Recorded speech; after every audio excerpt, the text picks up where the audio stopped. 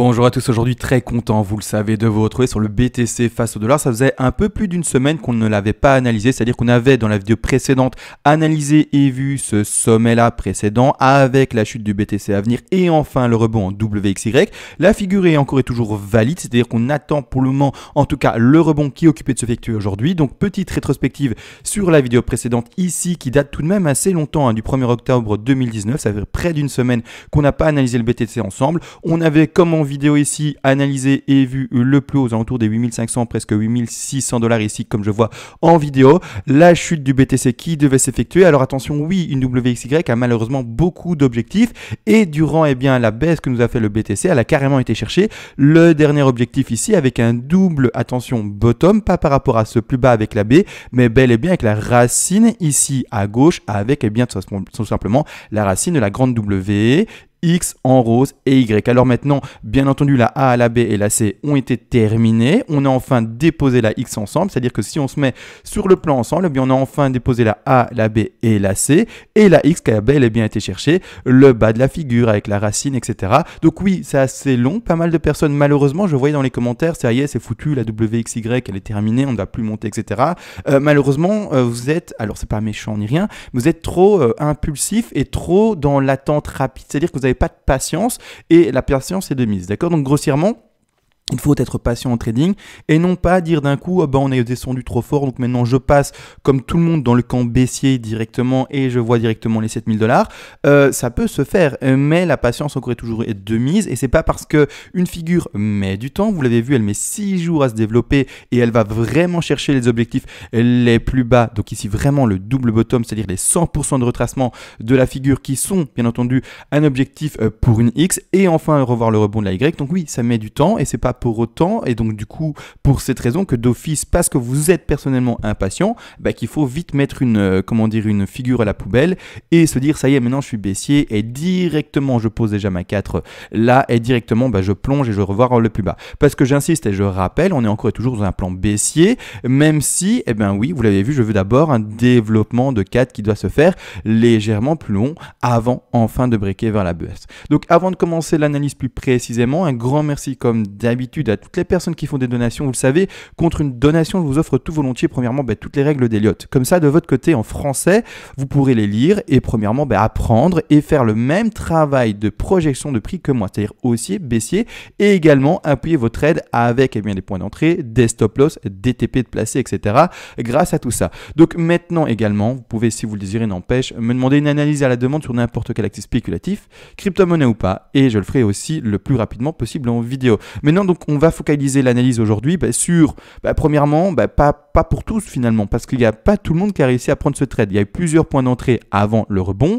Ça dépend également du stop loss que vous aurez placé. Si votre stop loss est trop grand, trop petit, c'est-à-dire qu'un stop loss de 1%, 2%, pour donner vraiment un exemple, je ne sais pas, mais que la baisse est faite de 3% par rapport à votre point d'entrée, du coup, votre stop, il est pris, d'accord? C'est-à-dire que vous n'êtes plus dans le train. On va parler maintenant de ceux qui ont réussi à avoir le train. Alors oui, c'est pas évident. Oui, personne, ou en tout cas, il était difficile de parier sur un 100% de retracement, c'est-à-dire que normalement, les derniers rentrés vraiment l'auraient fait un peu avant, c'est-à-dire vers les 85,4. Donc on va remettre un empêche le Fibo comme dans la vidéo précédente. D'accord, donc on a bel et bien cherché, comme vous voyez ici, les 100%. Alors je sais, il y a beaucoup de choses à l'écran, etc. On parle bien de cette racine-là. On a bel et bien été chercher donc les 100, vous voyez ici. On a bel et bien été chercher les 100% pour refaire le rebond. Donc ici, clairement, voilà, le point d'entrée, 100%, voilà, difficile à rentrer dedans. Donc normalement, les gens, auraient dû rentrer. On va dire, donc il y a des points d'entrée avant, mais je parle vraiment pour le dernier, ceux qui ont vraiment essayé le trade au dernier moment, ont essayé de le tester ici. Donc on va mettre ça pas en rouge, c'est pas un objectif de vente, mais c'est un objectif de rachat pour jouer le rebond, pardon.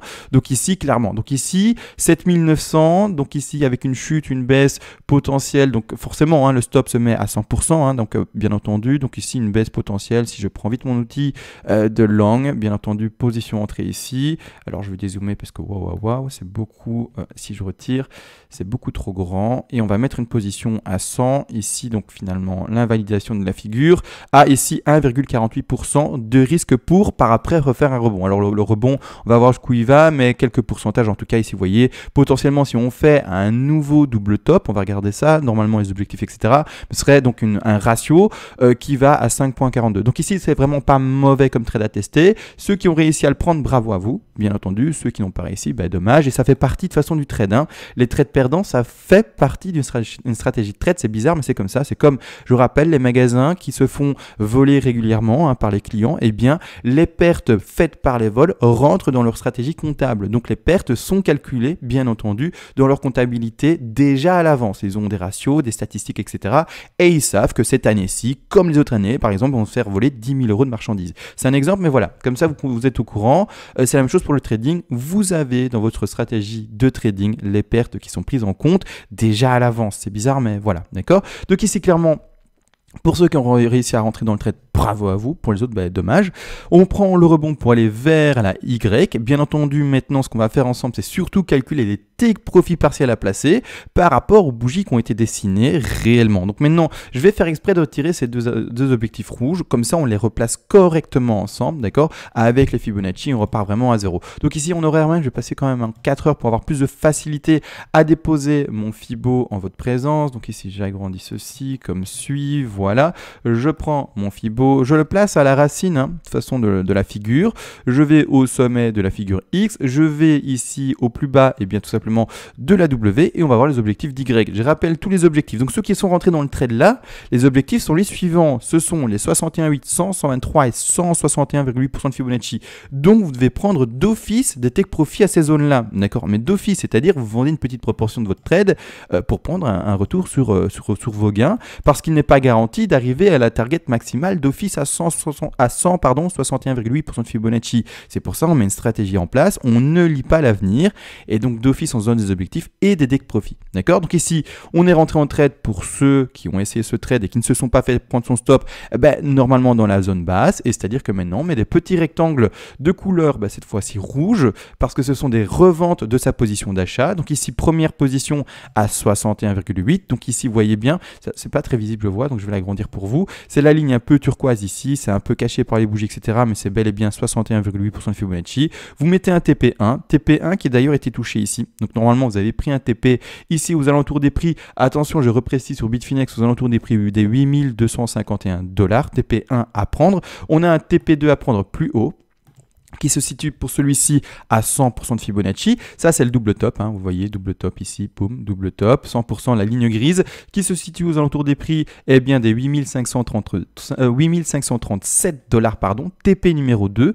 Par après, on a un TP3 et un TP4 à placer également. TP3 à placer à 123% de Fibonacci, légèrement plus haut ici, qui se situe aux alentours des prix des 8708 $. Je reprécise sur Bitfinex. Il faut regarder sur vos échanges jusqu'à combien ça va. Donc, vous devez refaire le même travail avec les Fibonacci sur votre propre échange pour avoir des prix qui corrèlent avec votre échange, bien entendu. Et ici, dernier objectif au 161,8% de Fibonacci à 8993 $. Je précise, donc ça, ce sont les objectifs de quoi? Attention, de la Y en rose ici. Donc on attend que ces bougies vertes se dessinent, se terminent à un moment. Votre trade à un moment, il va se terminer. On n'est pas garanti d'arriver là-bas tout en haut. Malgré tout également, cette affaire-ci va terminer, ma 4. Elle peut se terminer là, la 4, ou alors avec la Y en double top ici, et puis replonger. C'est-à-dire que ici je mets et j'insiste sur quoi? J'insiste et je mets le point sur le fait que je suis encore et toujours dans une figure baissière. Parce que bien entendu, j'ai introduit des petits trades, je monte des petits trades à jouer, mais bien entendu que dans le grand plan, voilà. Dans le grand plan, je suis baissier, baissier, baissier. Sur moyen court terme, encore une fois, c'est-à-dire que j'attends un objectif normalement, je vais vous le dire, de 7200 $, mais on va regarder ça ensemble. Peut-être pas directement, parce qu'on n'a pas encore assez de bougies, mais d'ici quelques jours avec le BTC. Donc, grossièrement, sur le moyen long terme, on va parler comme ça, j'attends encore une baisse du BTC. Mais sur le plus long terme encore, si je continue à dézoomer, bah, je suis haussier pour celui-ci, d'accord? Donc encore une fois, c'est vrai, faites attention aussi à la time frame utilisée dans laquelle on parle, dans laquelle on s'exprime. Quand je dis que je suis baissier, ça dépend si je suis en 4 heures. Quand je dis que je suis haussier, je suis peut-être en weekly, d'accord? C'est ça qu'il faut comprendre, ou peut-être même en monthly, d'accord? Donc il faut comprendre, bien entendu, ces choses-là, c'est que quand on s'exprime, on regarde toujours la time frame. Pour la time frame 4 heures, je suis haussier, c'est-à-dire que j'attends des hausses qui devraient se faire pour ce trade-ci, pour terminer ma WXY dans un des objectifs ici. C'est-à-dire que par contre, si je passe en, pas daily, mais on va dire en weekly, bah, je suis baissier pour revoir les 7200 $, voire même peut-être plus bas. Et si on passe carrément en weekly, voire même plus précisément en monthly, bah, je suis haussier. D'accord, je suis haussier et je vais revoir des plus hauts, c'est-à-dire revoir au-dessus des 20 000, revoir au-dessus des, je ne sais pas moi, au-dessus des 20 000, au-dessus des 100 000, peu importe, mais je suis haussier pour le BTC. D'accord, donc c'est ça, faites attention encore et toujours à la time frame. Maintenant, on a vu donc ici, comme dit, les objectifs baissiers pour, eh bien, tout simplement notre petit trade, d'accord, pour notre petit trade qui a été indiqué ici, malgré tout. Alors maintenant, on va dire qu'on s'est trompé. Alors imaginez, on s'est trompé dans l'analyse, ça ne fait pas une WXY, même si ça a vraiment la belle tête d'une WXY, bon, disons que ça ne le fait pas, d'accord, disons que ça ne le fait pas, qu'on s'est trompé dans notre analyse et que ça baissait déjà, d'accord, bah, pourquoi pas. C'est-à-dire que là maintenant, ceux qui... Alors, bien entendu, c'est possible, hein. Il y en a qui ont initié un trade en short depuis le plus haut qui a été analysé dans la vidéo précédente. Donc la vidéo précédente, on rappelle, on était où? On était bel et bien au tout début du mouvement baissier, d'accord? C'est-à-dire qu'ici, au 8500 et quelques, on voyait un short possible. Je vous l'avais même dit dans la vidéo, si vous attendez que ça baisse pour jouer un long, soit vous jouez déjà un short maintenant et vous êtes libre de le faire. Et donc tous les rectangles verts seront un TP également de rachat de sa position qui est vendeuse. Donc ici, encore une fois, vous voyez dans quel sens vous avez pris le trade, à vous de voir. Mais ici, clairement, au début de la position, il y a des gens qui sont peut-être encore en short maintenant. Pour les gens et les personnes du coup qui sont encore en short maintenant, premièrement, ben, j'espère que vous êtes rentrés assez tôt.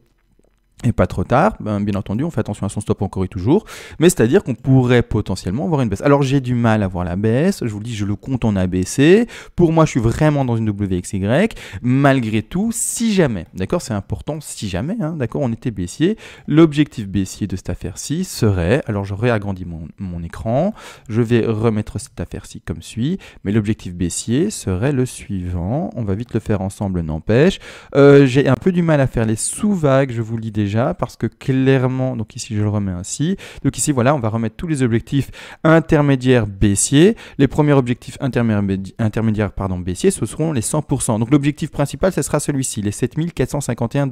D'accord, c'est sûr et certain pour celui qui a joué le short et qui veut vraiment voir plus bas et qui veut vraiment voir un écrasement. Malgré tout, comme dit, j'ai du mal à le voir. Donc pour moi, j'attends tout de même le développement de la X, de la 4 pardon, en beige, parce que ici, à cet endroit-ci, alors je vais vous le montrer là maintenant, je n'arrive pas à décompter ceci en début de baisse impulsive. Je ne le vois et je ne le compte qu'en ABC, donc je ne peux pas donner des objectifs intermédiaires plus bas, étant donné que j'arrive pas à compter grossièrement, pour ceux qui s'y connaissent pas du tout et qui ne voient pas de quoi je parle, j'arrive pas à compter quelque chose qui ressemble à ceci, en 1, en rebond de 2, en 3, 4 et puis 5. Je pourrais mettre des comptes intermédiaires, c'est-à-dire mettre des take profit partiels intermédiaires seulement si j'arrivais à faire ça. J'y arrive pas, je suis en ABC, etc. Donc malheureusement, je n'arrive pas à faire un travail plus précis pour ceux qui sont en short. Encore une fois, à vous de voir du coup, vous voyez l'objectif principal qui se retrouve à 7004. Maintenant, du coup, ce que vous pouvez faire, c'est vous dire, voilà, je prends l'échelle de l'affaire et je mets tous les 200 $, je ne sais pas moi, eh bien un take profit. Vous regardez comment vous pouvez le placer plus ou moins, par rapport également, si possible, au support précédent, etc., que nous a fait le BTC. Mais là, malheureusement, avec les Fibos et avec les figures qui sont manquantes, ou en tout cas que pour ma part, je n'arrive pas à décompter, je ne peux pas mettre de, comme vous l'avez vu ici, de TP intermédiaire pour ceux qui sont en short. Donc maintenant, toute manière, j'appuie pour ma part dans mon analyse, vous l'aurez compris, la WXY. On attend qu'elle s'effectue, on attend qu'elle monte. Encore une fois, n'oubliez pas, quand on est déjà dans des take profits, c'est-à-dire que quand on est déjà dans des zones de revente de position, je ne vous invite malheureusement pas à acheter. Soit vous êtes dans le train, soit vous n'êtes pas dedans. D'accord? Donc maintenant, même si on a faut comprendre ça, c'est très important. Hein, soit vous êtes dedans, soit vous n'êtes pas. Mais il n'y a pas un moment où vous êtes un peu dedans, du coup vous testez le coup. Grossièrement, soit on est dedans, soit on n'est pas. C'est-à-dire que là maintenant, vous voyez qu'on est avec la bougie verte, occupée de chipoter, occupée de chatouiller la zone des 8250 $. C'est-à-dire qu'on est occupé d'approcher et d'être d'ailleurs dans la zone de TP numéro 1 pour ceux qui ont réussi à acheter plus bas, d'accord? Pour ceux qui ont réussi à initier le trade. C'est-à-dire que ceux qui ne sont pas dans le trade maintenant, mais n'achetez pas, même si le trade est potentiellement aussi jusque là-bas en haut, n'achetez pas, ou alors si vous achetez, vous devez vous mettre un stop assez grand, un stop vraiment assez grand, c'est-à-dire que vous allez vous mettre un stop. Imaginons que vous achetez à l'heure à laquelle je vous parle, vous achetez à 8240, pardon, votre stop sera placé à 5,28% pour un ratio potentiel qui va jusqu'ici à 9,19% de hausse, c'est-à-dire à 1,74 de ratio. C'est mauvais, je suis désolé, le ratio il est pas bon, d'accord? Alors vous allez me dire oui, c'est un ratio plus haut, plus grand que 1, presque 2, donc ça peut se faire, vous jouez ce que vous voulez, mais pour ma part, c'est pas un bon trade. Le trade était à prendre quand il était ici et pris là-bas en bas, mais malheureusement pas là, d'accord? Pas là maintenant, pas maintenant, c'est trop tard. Donc ici, ce sont des zones de vente qui sont indiquées pour ceux qui ont acheté et non pas d'achat de position pour essayer de rentrer dans le train malgré tout. C'est assez risqué. Maintenant, si vous le faites, vous êtes libre, mais je vous aurais mis, bien entendu, en alerte par rapport au risque que vous allez prendre de rentrer dans un trade maintenant. Même si, oui, peut-être qu'il va monter là en haut et que peut-être ça aurait été un bon coup, mais le ratio n'est pas bon et c'est à force de répéter cette espèce de sécurité par rapport au ratio, c'est-à-dire au risque que vous allez prendre, calculer, que vous allez gagner de l'argent et non pas en essayant des coups un peu de poker en vous disant « Ok, ça a tout ce potentiel là de monter, je rentre dedans, oui le ratio est mauvais, il est 1,74, j'ai un risque assez grand par rapport à mon bénéfice qui est lui du coup assez faible par rapport au risque. » Excusez-moi, extinction de voix, je le prends quand même. Non, c'est irréfléchi, c'est risqué, d'accord? C'est risqué, je préfère vous le dire. Également, dernier petit mot, pour ceux quand même qui sont dans le trade, n'oubliez pas, vous prenez vos TP, donc il y a 4 TP de prix ici, prenez-les, c'est important, d'accord? Vous allez clôturer, imaginons qu'on monte que jusqu'au TP numéro 3, donc à 8700, imaginons qu'on monte que là, que le cours après, il chute, d'accord? Qui chute, qui fait ça. N'oubliez pas qu'à un moment, si vous voyez qu'il chute de trop et qu'il casse les supports, etc., qui sont importants, que vous n'y croyez plus, clôturez totalement. Par contre, important également, si jamais vous voyez que, et ça je le rappelle dans toutes les vidéos parce que c'est super important, mais c'est vraiment ça la clé, si jamais vous voyez que ici, vous vendez vos 4 TP, 1, 2, 3, 4, le cours il monte et il explose jusqu'à 9000 presque dollars, donc à 8900 et quelques dollars, 93, sauf erreur de ma part, qu'il explose en haut, vous aurez vendu vos 4 TP. Mais n'oubliez pas, ne vendez pas totalement 100% de votre position. Vendez par exemple 90% de votre position, 95, 85, peu importe, ça c'est vous qui voyez. Donc c'est-à-dire que vous vendez par exemple 20, 20, 20, 20, c'est vraiment vous qui voyez, d'accord? Mais gardez une proportion parce que, encore une fois, il est important de savoir qu'on garde un trade initié qui va dans le bon sens le plus longtemps possible. C'est-à-dire que si jamais, eh bien ça devait péter, que la grille devait faire une extension, que la 4 devait du coup se valider plus haut et qu'on irait chercher les 9400 $. Vous serez encore dans le trade et vous serez encore gagnant, d'accord? Important de le comprendre.